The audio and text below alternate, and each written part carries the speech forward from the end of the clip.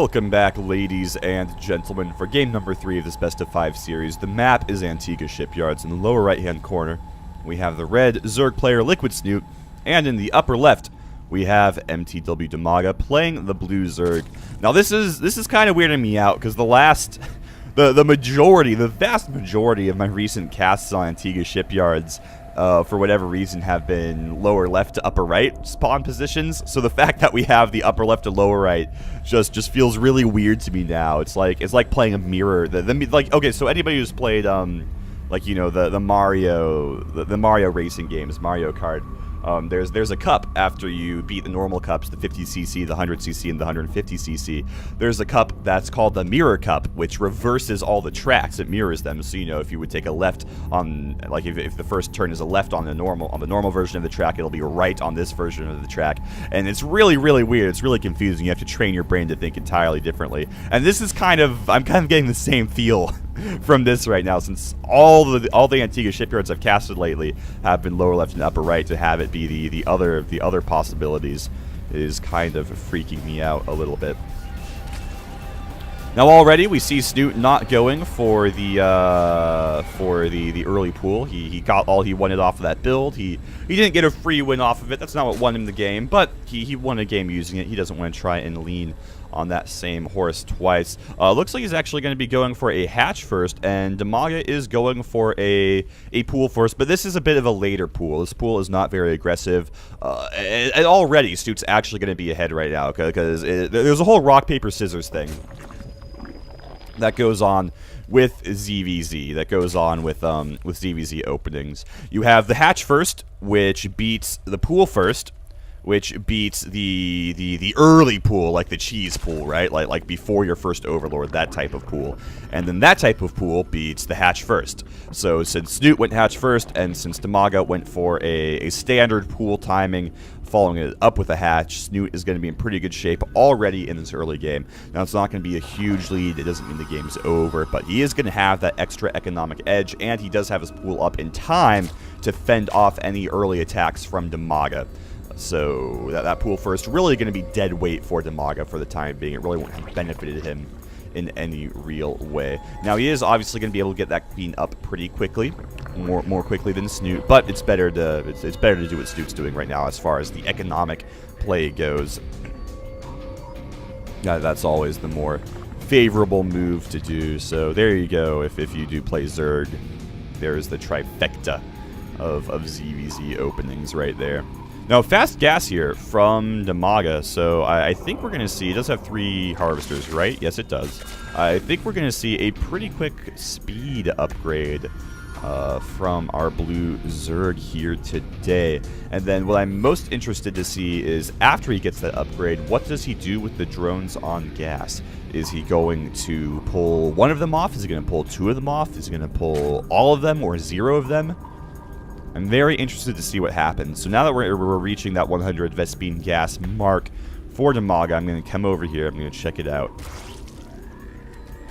He is going to pull all but 1 off of gas. And then we're going to see, yep, there it is, the metabolic boost on the way for Dimaga. Okay, so this isn't going to be a very aggressive tech opening. He just wants to get that speed boost very, very quickly, which is a pretty good idea against Snute. He's seen Snute has gone for early game aggression both games thus far. He knows that's something Snute apparently likes to do in this matchup at the very least, and he's going to have to start playing to that, and he is. So good on Dimaga, doing with good best of 5 logic and theory and all that good business. And again, early game aggression being broadcasted here by Liquid Snute, throwing down that very fast Baneling's Nest. Now, it doesn't necessarily mean it's going to be early game aggression. We do see defensive Baneling Nests very, very regularly in this matchup. But knowing Snute, I think he's gonna want to attack with like 4 Banelings, 8 to 10 lings, and just see what happens, see how things go. Just play it by ear at that point. I do enjoy that style from Snute, though, because he always, I mean, even when he doesn't do any damage, he usually doesn't get that behind from it.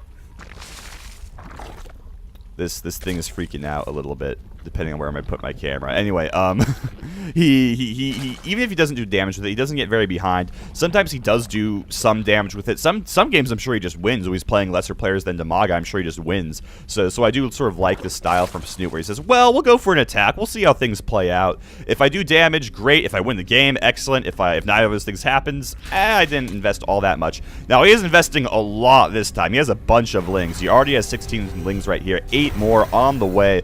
So this is pretty big. This is kind of a big deal. Dimaga does have a defensive Baneling's Nest, but he really doesn't have very many units right now. He really, really doesn't. Now, he does have 18 lings on the way, but we'll see how this goes. Now, Baneling's coming forward. One of them trades poorly, just gets focused down by a couple of lings. He's trying to buy time to get more lings out, and here they come. And now we have a huge swarm of Banelings coming forward. Wow, those were not good explosions for Dimaga, I don't think. I think that favored, or for Snute, I mean, I think that favored Dimaga very, very much. Now, Snute going to be able to focus down the Queen, maybe, just barely, not 1 health. A single point of health on that Queen as it does get away. Holy crap, and that was actually the least successful early game attack we've seen come out here from Liquid Snute. If we take a look at the resources lost tab, you see it hugely favors Dimaga right here. And now Snute does have an army supply disadvantage, but he does have a pretty strong worker supply, actually. He was droning behind that, it would appear. He has about 10 workers in the lead at the moment, and if Dimaga doesn't capitalize on this, he really won't be able to do much. Now, he does have the Banelings headed across the map, but Dimaga not going to capitalize on this. He's going to sit back, he's going to take an Infestation Pit, a Roach Warren, he's taking a 3rd base as well. And he is actually capitalizing on it. He's not being aggressive, he's not trying to kill him. Well, he is going to put some pressure forward, but he is definitely playing for a longer game as well, which is something I kind of like. Now, these Banelings both going to get focused down by the Queens, and pretty solid Baneling explosions there.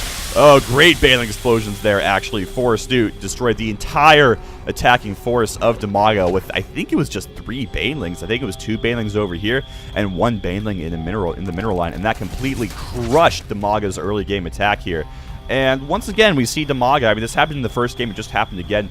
We see Dimaga get a slight advantage in the early game by defending against Snute's early game aggression well, and then he just gets a little bit overly aggressive himself, goes for a less than stellar counterattack, and throws the advantage right back over Liquid Snute. So that's pretty unfortunate from Dimaga. He's going to give Snute that advantage again.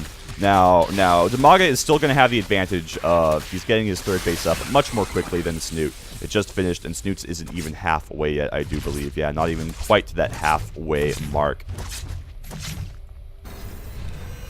And it looks like Dimaga may be trying to get into a position where he can try and cancel that 3rd base from Snute as well. Will he be able to do it, though? Well, if we take a look at the unit counting station, we see he does have 12 Roaches and 3 Banelings, whereas all Snute has to his name is 12 Lings and 4 Roaches. Now, he does have 7 Roaches on the way, so as long as he's able to keep Dimaga from getting to that 3rd base, he should be in a pretty good shape to defend against this. And Dimaga just going to fall back and take down these rocks, so Snute not going to lose this 3rd base, which is very, very important. I mean, it's late enough as it is. If he lost, if it got canceled now on the cusp of completing, he would really be in a lot of trouble. But for the time being, he is in good shape.